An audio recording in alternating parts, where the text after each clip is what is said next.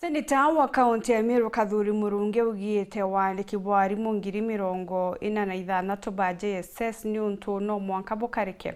AUGITE bubu butina kwariria buruna no MWANKA bukinyanira akiongera na kuga mantu ja KITHOMO no MWANKA tajukirwe na urito bukatha ni migambo iregwa timbaru ni munene wa kanisa ya METHODIST ajandhiguru ni Reverend ISAYA DEYE araba kwaragia kiri mwambura ja weja ni biewa kiri maskuru jaraja rirungu wa kanisa ya METHODIST ajambiro muthuri muriuki gatwecho nikiri mubango jwa kwa yewa chukuru mwanya ndene kaunti Meru irachirwa ngine jwa kanisa ya METHODIST mubango jwa mugeni wa giteo oka SENETA wa Meru KATHURI Murungi batongeretwe mutongerio kanisa ya METHODIST ndene Kenya ni wendeye kile SENETA Meru AUGITE kinya kitha finance bill ndene Kenya ni ragwire baketha bagitigira arimu bonthe barabara batikwandikwa bakwandikwa kutina gutira nondu KITHOMO ikibirigwe gikirwa. So KATHURI Murungi, I will really defend in and out of parliament that the budget going to the Minister of Education, especially to employ the JSS students, I mean teachers. So I want to assure you, hiyo hata kama revenue bill it was not signed by the president. Hiyo ya walimu hiyo hatuwezi kuongelea hiyo story yake.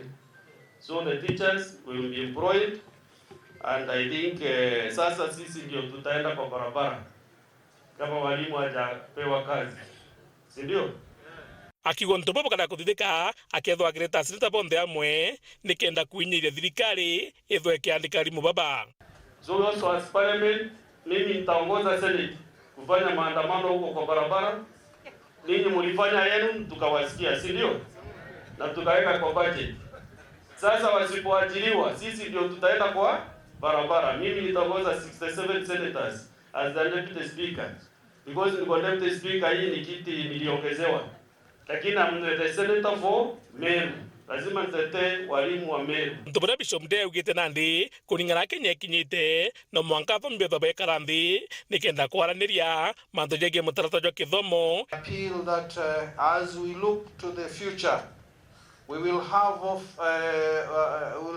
open spaces that will inspire educators, policymakers, and stakeholders to work together to build a brighter future for all learners in Kenya.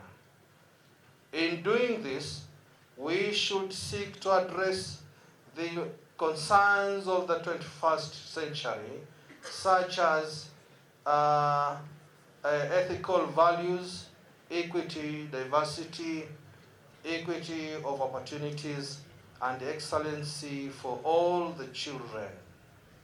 Akiwekereka bata ni kuona uturo bwana baba ukutha bukigaruka kumania KITHOMO giki. Prioritize and a learner-centered approach that puts the needs, aspirations, urgency of Kenya learners to the forefront. We must embrace a future-oriented mindset that creates a more resilient, adaptive, and inclusive education system that prepares young people for success in an uncertain world. May I assert that the future of education in Kenya is not just about preparing learners for their first job or next being a thing. It's about empowering them to navigate an increasingly complex and interconnected world.